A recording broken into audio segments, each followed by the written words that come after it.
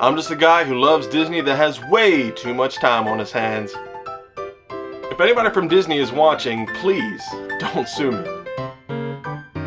I'm here to rate, review, and describe all of your favorite things from the magical world of Disney.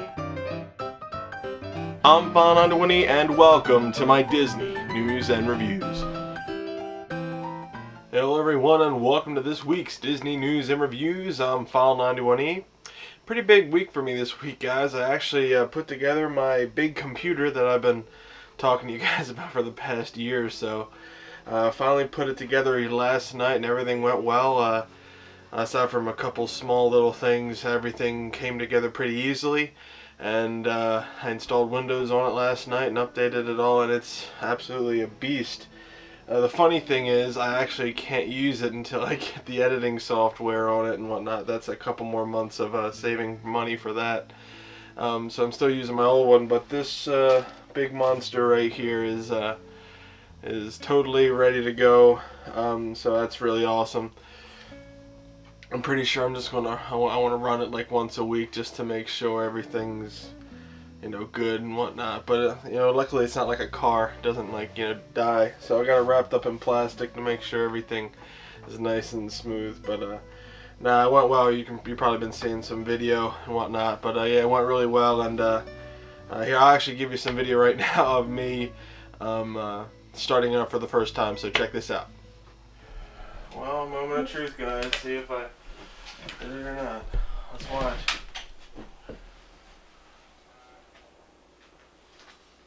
I hear stuff. Hey!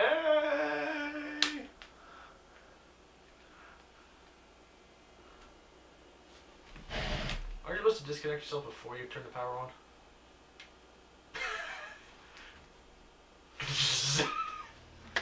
Well, that was pretty cool. It was a really awesome moment. I did an external build on it, so that was the first time I made sure all the components worked. Newegg, shipped it great, but UPS, roughed up the box of my motherboard. So, roughed it up enough that the CPU pin protector came off and was just kind of floating around in the bag there, and that, made me nervous as hell. Because I wanted to make sure that everything was okay. So, because it was a pretty expensive piece, and it was the last piece I needed, before I could put all this stuff together. But everything was fine, so everything went well. I was really happy about that.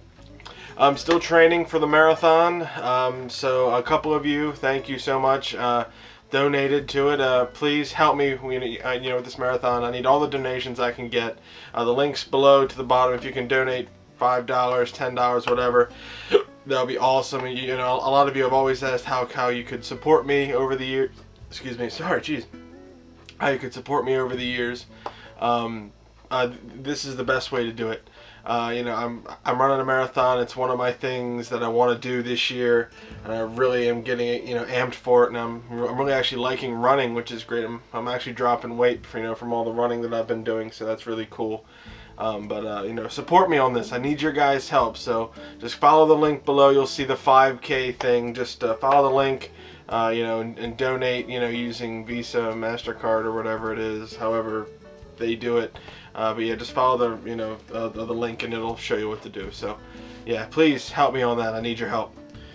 But aside from that, that's pretty much it for me this week. Let's get right to the news. Disney has announced the next limited time Magic event, a spring trolley show on Main Street, USA in the Magic Kingdom. This will be the second special edition of the trolley show, following on from the fall edition that debuted in 2012. From Disney.com, from today, March 3rd to May 12th, the citizens of Main Street, USA and Magic Kingdom Park are bursting with excitement now that spring is in the air. Dressed to the nines in bright pastels and with a few new songs in their hearts, they arrive in town on a horse-drawn trolley adorned with colorful bouquets of flowers and ribbons. Put a little spring in your step and join the celebration, another part of the limited time magic at Walt Disney World Resort. So they're really, Disney's doing, okay with the limited time magic stuff. There really isn't a whole lot to do in the coming months. I wonder if they'll do a St. Patrick's thing. It'd be interesting if they did. I'm not sure about that. But you know, Disney's always making sure everything is pretty cool. So I'm really interested to see what they got to do with this next limited time magic thing. The second phase of the MyMagic Plus Touch to Enter turnstiles are now open at the parks. In the Magic Kingdom, 50% of the turnstiles have now been converted to the new Touch to Enter RFID system. Resort guests and those using newly purchased tickets are now using the system. As expected, guests are moving much quicker through these new turnstiles compared to the old insert ticket system. I can't wait to go back down and check that out. More on MyMagic Plus. More information has come out about the new soon-to-be-released wristbands that will power the entire next-generation ticketing and experience program at Walt Disney World. If you've been following the developments of the MyMagic Plus, you'll know that the Magic Band is a device worn around the wrist that will be your single point of interaction with all of Disney's systems, including the park entrance, FastPass Plus, interactive attractions such as Test Track, room charging, Photo Pass, and hotel room entry. I mean, this little wristband's doing it all. The new information that has been released mentions that the bands will be made of a hypoallergenic material. If you don't want to use the wristbands, you can opt out for an RFID card, which is pretty cool. You can purchase personalized wristbands, which is neat. Annual pass holders will be able to receive the Magic Band at no cost, and the Magic Band does not contain any personal details about the guest, and instead just contains a code that links back to the Disney computer system. So no worries on that. Security is a big thing with this. Now, if you want some more detailed information, follow the link below. It's really cool to just to read what all is going on. So those are the big main things that the new Magic Band is going to be all about. So that's really cool. And finally, some rehab and refurbishment news. Epcot's Mission Space was beginning an exterior refurbishment. The attraction remains open as normal, but the exterior is being covered in a construction scrim. So as you can see right there, it's pretty interesting. They were doing a lot of stuff with that. So yeah, that's it for the news this week. Let's get right to the reviews. Alright guys, the first thing I want to review today, well actually I'm not going to be reviewing it, is the Rainforest Cafe in downtown Disney and in the Animal Kingdom. There's two Rainforest Cafes located in Walt Disney World. Now what's cool is the downtown Disney version has been recently getting a facelift. They've been making the volcano thing looking more nice and neat and everything, and they're redoing the inside. I believe it's been staying open out ever since all the construction's been going on, but I can't be too sure of that actually, but I know that construction has been going on. Now, I personally did not go to the Rainforest Cafe the last time we went down to Disney World. The people that did were my two good friends, Bob and Kaya. Me and my brother, we went to the Wolfgang Puck Express. They had a little date night, and they decided to go to the Rainforest Cafe because I know she really likes the Rainforest Cafe. So, of course, they're going to go to the Rainforest Cafe in Disney World. We went. I believe they went to the downtown Disney version, so here's what they had to say about the Rainforest Cafe in downtown Disney. Over to you guys. Seafood. No, they didn't have seafood. Yeah, I did. You didn't get it. We went to the Rainforest Cafe because this one loves the Rainforest Cafe. And the one near us shut down, so we never get to go to it anymore. So when we went down there, she made a big stink about making sure we went there. Nick and Nate refused to go because they both hate. They didn't say hate the place. It's just like the food was there. I'm not a big fan of Rainforest Cafe myself either. And we went down there. Our waiter, actually, oddly enough, was from Baltimore and actually used to work at the House of One, and was saddened to know that they shut it down. Probably, hopefully, for health code violations. Well, he sat down. The wait was actually the longest wait, I think, even for any rides we've had. It was pretty long. It was like a 2-hour wait, I think. Like something close to crazy to that. It was like an hour and 15 minutes. It was over an hour, I know that. But being from Baltimore again and going out on a Saturday night, it's pretty comparable to that. Right. I'm not sure if they took reservations. Actually, I think they did take reservations. Yeah, because that's how we got our name. We put our name in. We put our name in, but I'm not sure if you could call ahead of time to get reservations or not. I think you could. Because I think there were a couple people that walked right in. Anyway, so that's a piece of advice. If you're going to go down there and you want to eat the Rainforest Cafe, try and call ahead before you go down. Keep in mind, it's probably going to be an hour wait. which was fine if they gave us little radio things that blink when you're ready to be ordered. So they only didn't work. The only problem was they didn't have that far of a range, so you couldn't like walk to the store, check out something, and get a buzz off. You had to walk back. So we just kind of hung out in their store and walked around a little bit. It's a Rainforest Cafe, and it's the biggest Rainforest Cafe I've ever seen. It was really cool. It was very, very colorful. And it's just, everything looked really, really nice. It wasn't like, oh, everything's breaking and broken down like the one near us was. And the service was really great. Everybody was really nice. I really liked the food. You get so much food that we couldn't finish it all. But it was delicious. Very delicious. And the one thing I will say is compared to, not in comparison to the Baltimore one, just comparing in general, in terms of a restaurant that's kind of hectic, they handled themselves pretty well. We were pretty much, we got our server. He was actually with us at our table the majority of the time. It was actually kind of nice, actually. I have something like when I wanted something, I didn't have to ask for it because he was usually right there. Sometimes I can get a little irked when impatient. Sometimes it's like it's good. There's either they're too much or they're too little. This guy was just the perfect amount. The food was okay because it's Rainforest Cafe food. I just personally just don't appreciate it. I can't remember exactly what I got, but I remember we did get an appetizer. I did get alcohol, which is always good. The drink nachos. Did we get nachos? Yeah, it was some kind of like nacho dip stuff because I tried it and actually that was actually bad. pretty good. Yeah, that was pretty good. Then we got something else. We got the entrees. And we got something. I'm pretty sure I got a salad. salad. Did we get a dessert? I'm pretty sure we got a dessert. We got something that was like chocolatey, like something majorly big. I can't remember what it was though. Wasn't it like the volcano thing they do there? It was like that super special ice cream thing that they do just at Rainforest Cafe. It's like the volcano or something. It was that ridiculous thing, whatever it was. And it's Rainforest Cafe is a little bit more pricier. It's more of like it's a little bit pricier than a standard 3-star restaurant. It's closer into a steakhouse, so you don't really kind of expect like steakhouse prices, if you understand what I mean. In the grand scheme of things, I'm not a big fan of Rainforest Cafe, but I will say this: this is probably the best Rainforest Cafe I've ever been to. That's saying something.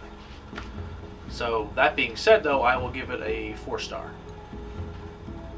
And I would give it a 5-star because I was really excited to go, and my hopes were not let down. I was overwhelmed with just how awesome it was, and just the waiter we had was really nice. He was really sweet. You can tell that it was hectic and that they were going crazy, running all over the place, but he did not lose his cool. He was there. He made sure we had what we needed, and it was perfect. And then, of course, just the way everything looked, and it was amazing. It was awesome. The food was delicious. I loved it. So, 5 stars. This one's looking forward to the remodeling, so. Yep. Well, there you go, guys. I couldn't have said it any better myself. That's the Rainforest Cafe. There's Rainforest Cafes everywhere in the U.S. And aside from some enhanced theming, being in downtown Disney and all that, it's still the Rainforest Cafe. So the food's still the same. So thanks, Bob and Kaya, for your review on that. And I pretty much agree with what they said because they actually went, and they're actually pretty good with that. So Rainforest Cafe, downtown Disney, and Animal Kingdom. Check it out. Alright guys, the next thing I want to review today is actually something that when I reviewed a couple times ago, the first time, I was going on old, severely old information because the last time I had been to this place was really, really a long time ago when I was like 4 years old. But it's the Ton Sawyer Island and Fort Langhorne in Frontierland. Now, what these guys say the Ton Sawyer Island and Fort Langhorne attraction is, it's an outdoor walkthrough exhibit and rustic playground. Minor attraction go mid-morning or late afternoon. Closes at dusk. This place is the place for rambunctious kids. 3 stars.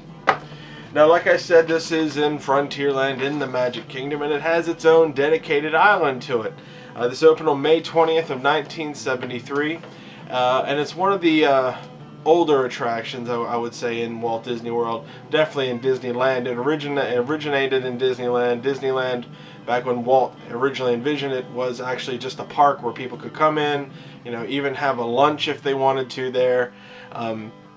This was a place where kids could go and run and have fun and actually do some fishing and canoeing and different things like that. It was all inspired by the Mark Twain novels that Disney loves so much. So it's really cool. Now, like I said, this is in Disneyland. It originated in Disneyland, and also there's also a Tom Sawyer Island in Tokyo Disneyland. The Disneyland version is a little bit different. They actually recently added a Pirates of the Caribbean sort of theme there. It's the Pirates Lair at Tom Sawyer Island, so there's a lot of pirate stuff there. They did that for the At World's End premiere, so that's pretty cool. You can see Jack Sparrow over there, at the Pirates Lair. However, in Tom Sawyer Island in Walt Disney World, there are no characters that usually are seen on Tom Sawyer Island. Now Disneyland Paris and Hong Kong Disneyland do have islands, but they have a completely different theme. It's a completely different thing, so they don't really kind of fit in with what I'm talking about. And like I said, this is very different than the Disneyland version. There is no Pirates lair here. It's all based on, like I said, the Mark Twain books. Tom Sawyer and Huck Finn and all that stuff. It's mainly, meant for kids to run around and be rambunctious and have some fun and blow off some steam. Now, one cool little, fun fact about Tom Sawyer Island is, in the olden days of Disney World, you actually could rent a canoe from this place and canoe the rivers of America. Now, they had to cancel that because people were getting dangerously close to the riverboat. I mean, can you imagine just, canoeing? Here we go, guys. Oh, this is fun. This is fun. Grr, grr. Oh, Jesus. Oh, God. Left, pedal left. We're being counterproductive here. We're being counterproductive, and I'm trying to get out of the way of the massive ship so I don't die. Yes, because that would be awesome. And plus, there are alligators in there. Yes, there are actual real alligators in there. Because it's Florida, and alligators are hugely population. There's a huge population of that in Florida, and Disney is built on a swamp, so of course there are going to be alligators there. And who does Disney call when they have alligators? Come on, right down the street, Gatorland. Awesome, awesome stuff. Gator World, Gatorland, whatever. But yeah, so you could actually rent canoes there, but Disney had to stop that because, they didn't want people to get run over by the thing. And you also could fish at Tom Sawyer Island. Can you imagine that? Fishing, actual fishing, like, I'm dead serious. Like, oh, I got one. I can pull it. All right, here we go. And we're going. Here we go. Got a fish. I got the fish. Look at this. This is a nice striped bass. Very nice. Okay, now what do you do with the fish? It's the middle of the day. In the middle of the summer. You going on Small World after that? Did they let you carry recently caught fish on? I mean, that would be terrible. Ooh, that would be kind of funny though. If you actually released the fish, you kind of kept it alive still a little bit, and released the fish into Small World and just have a fish just kind of going right there. Probably get sucked in like a vent or something. That would be actually terrible. Nemo would not be pleased.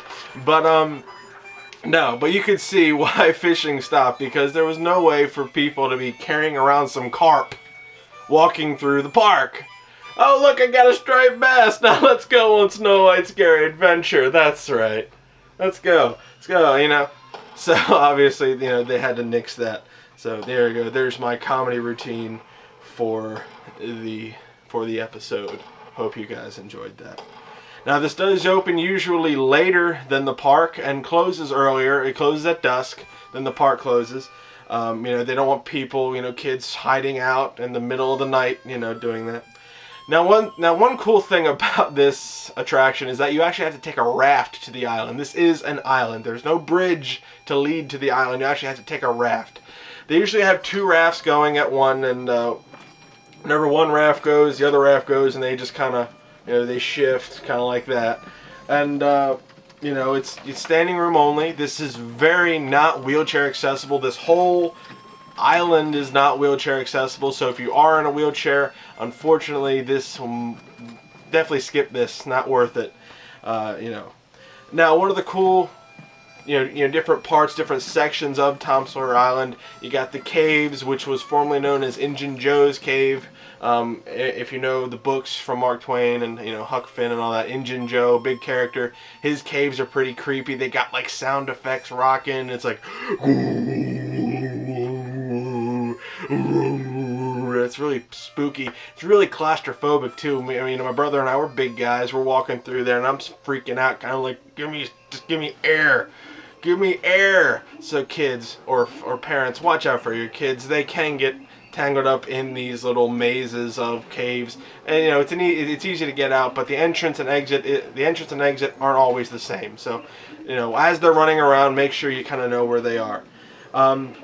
There's the Harper's Mill, which is really cool. It's a working mill. There's the whitewashed fences, with Tom and Huck, and there was what was it? Tom loves Becky, from the books there. There is a refreshment stand. It's called Aunt Polly's. You can get some basic treats there. Some drinks. I think they even sell iced tea, which is awesome. You sit there, drink some iced tea, sit on the rocking chairs, and just chill out while your kids go freak out and blow off some steam from having to stand in line all day. To have them go and run out is great. And there's also vending machines there when Aunt Polly's is closed, and they are huge lifesavers. Nathan and I, my brother and I, we were really tired. It was like kind of the end of our trip for that day, and just getting to chill out and sit down and watch the steamboat, the riverboat, roll by is actually really cool. Very awesome stuff. There's also barrel bridges that you can cross, and then there's the big thing, which is the stockade that's known as Fort Langhorne. It's like it's built like one of those log cabin forts, and kids can go and shoot guns, and not real guns, obviously, like little things like it's a stockade. You're trying to protect against invaders, so there's little pistols and rifles like that. So, I don't know if you're into that, if you don't let your kids do that, but whatever, that's there. They're running around, they can do all kinds of stuff. It's very fun and very well themed, so I really enjoy that. But again, be careful, be always mindful of where your children are on this thing, because there are a lot of hiding places, a lot of this, a lot of that. So if you have them, like if they have like a cell phone or something like that, just try to be mindful of where they are, because, it's safe, it's all safe, but, you just want to keep an eye on your kid, right? I mean, come on. Now, one little other fun fact is there used to be, this thing where the cast members would hide about 10 or 6 to 10 paintbrushes each day, and whenever you found a paintbrush, with these used dried up paintbrushes, you would take them to the cast member, and they would give you a fast pass for either Splash or or Big Thunder Mountain. That was actually really cool. I've recently read that they stopped doing that, so I'm not sure if they're still doing that. The next time you go down to Disney World, ask a cast member if they're still doing that, because that could actually be a pretty cool, fun little activity for your kid. If they could find the hidden dried up paintbrushes. You could win a fast pass to go to either Splash or Big Thunder Mountain. That's really cool. Now, I do have video of our time at Tom Sawyer Island, just to give you an idea of what Tom Sawyer Island is all about. I didn't get any video of Fort Langhorne, unfortunately. We walked over. We were just tired. We walked over, walked back. Just a fun time, just to get a good feeling of what these Tom Sawyer Island and is. So hope you enjoy. I'll be right back after this video. Check it out. Tom Sawyer Island. There's some water. Such.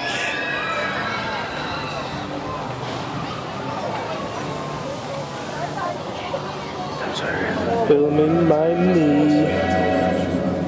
We're going to take it to get over to Tom Sawyer Island.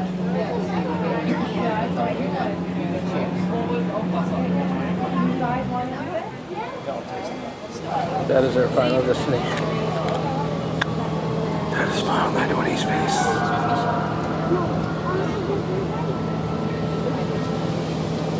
That's Tom's Landing. That's where Tom lands. That is a tree.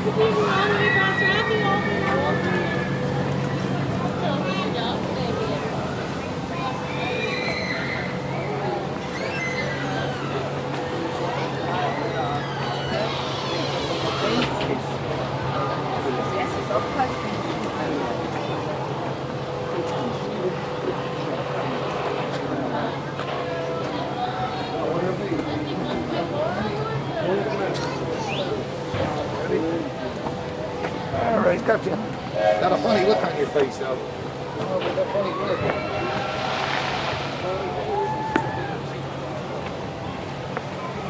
look. Windmill.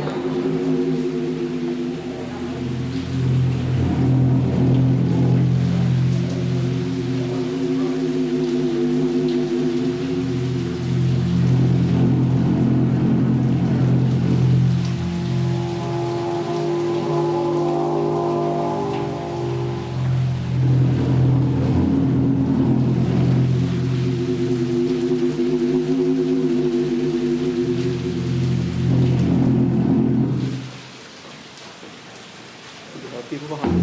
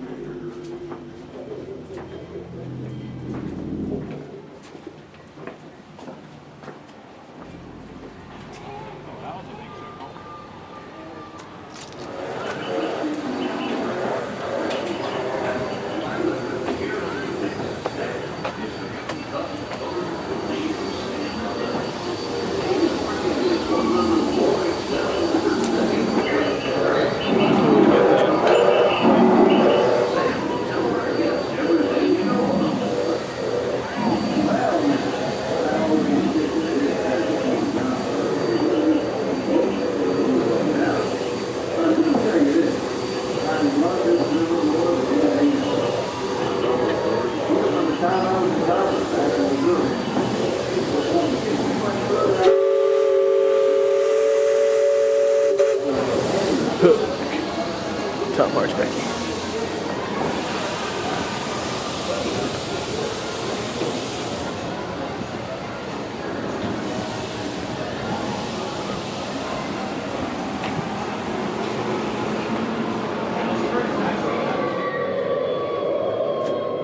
Is this the Cave of Wonders?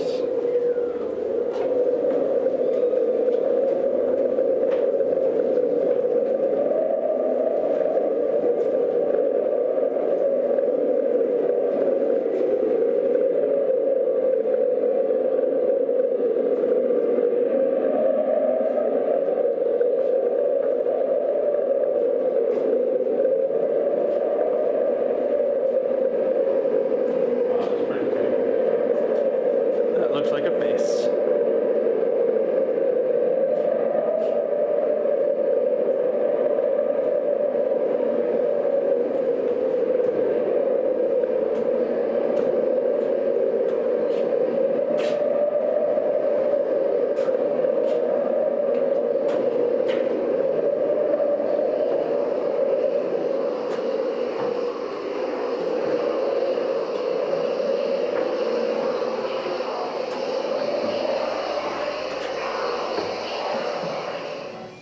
Well, I hope you guys enjoyed that. I know I did. This was one of those pleasant surprises because I hadn't been to Ton Sawyer Island in forever, and when I went over there, I really realized I could spend time there if I had like you know, like 2 or 3 days completely dedicated to the Magic Kingdom, I would have spent some time over there, especially toward the end of the day. You know, just chilling out. You know, drinking some iced teas and whatnot. That would have been great. And then you take the raft right back over as it's closing, go watch the fireworks, and go home. That's a great little, you know, like retreat. You know, because it's off the beaten path. You know, there's not a whole lot of people on it because a lot of people just avoid it. And I can understand why. It's not a main attraction. There's no big, you know, roller coasters and stuff over there. And honestly, if you're going to Disney World and you only have one day, skip this and go find some, you know, something else. Because this will always be there. It's built into the infrastructure of the Magic Kingdom. So, what am I going to give Tom Sawyer Island and Fort Langhorne and Frontierland in the Magic Kingdom? This is going to be 3 stars. I think I rated this a 2 the other time, but I'm definitely giving this a median sort of, you know, go if you want to, don't go if you don't want to. But I highly recommend that you actually check it out. Even if, you know, even if you're only doing like a one lap around it, it's cool to see. And then the theming is outrageous. They do absolutely everything to make sure that you believe that you are in this little story. And it's great, you know, just, you know, when Aunt Polly's is open, you grab that iced tea and some, you know, some drinks and just chill out and have a good time while your kids can go and, you know, go crazy with it. Now, again, if you're pressed for time for Disney World, this is very low on the list of things to do, you know. So, you know, obviously they got Space Mountain and all that other stuff to do. But if you have time and you don't know what to do, give, you know, Tom Sawyer Island a shot. Because you might actually be surprised at just how kind of, you know, quirky and awesome this, you know, this little treat is. So, Tom Sawyer Island and Fort Langhorne in Frontierland of the Magic Kingdom, 3 stars. Give it a shot. Well, I hope you guys enjoyed this week's Disney News and Reviews. Again, marathon. I'm running this marathon. I need your help, people. So follow the link below, you know, just, you know, with your donations. It's not for me. I don't get the money. Kids with cancer get the money. And if you don't donate, then you're basically supporting kids getting cancer. Do you support kids getting cancer? No. So donate. If you can, donate. Yeah, that's right. I'll guilt trip you. I'm Irish Catholic. I'll do that. I'll guilt trip you. I know it. I'm Italian too, so I got Italian and Irish guilt running through my body. Bam. So yeah, but if anybody from Disney is watching, please don't sue me. I just want people to go and, you know, and when they go down to Disney World, enjoy the Rainforest Cafe or give Tom Sawyer Island a shot, even if it's just to do a little lap around, you know, just to see what it's all about. It's actually quite charming. But yeah, if you are going to Disney World, you know, be sure to go to allears.net, touringplans.com, www.magic.com for our latest and greatest Disney news. WaltDisneyWorld.com is good too, straight from the horse's mouth. You know, they have all of everything there, and yeah, so awesome stuff. You know, I'll get hopefully my computer up and running in a couple months. That'll be great. And yeah, so I'll see you guys next week for another Disney News and Reviews. Please donate for me, guys. Bye.